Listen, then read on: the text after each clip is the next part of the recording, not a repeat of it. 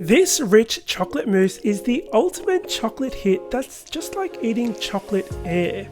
Light and fluffy using ingredients you already have in your kitchen, it's so full of flavour, and unlike other recipes that use gelatin, this mousse is made using pasteurised eggs that give it that real rich aerated bubbly texture that is so iconic to this classic dessert.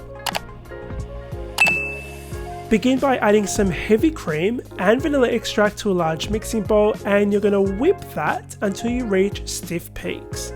Now today we're going to be using raw eggs, but these are pasteurized, which means that they're gently cooked and safe to eat raw.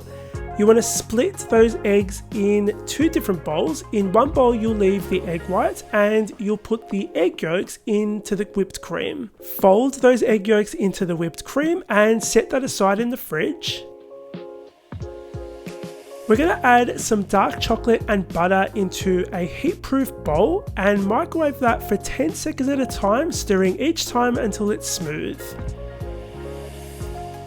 While it's warm, add it to the cream and egg yolk mixture, and using an electric hand mixer, you want to mix this in quickly. If you use a paddle or a spatula, it's going to take a little bit longer and you may end up with flecks of set chocolate.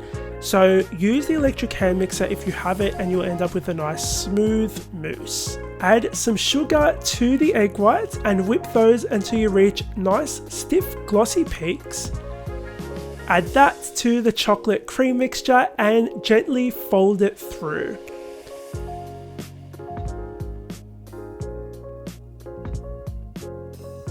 Once it's really well combined, you're ready to pop this into your serving glasses. It makes about 4.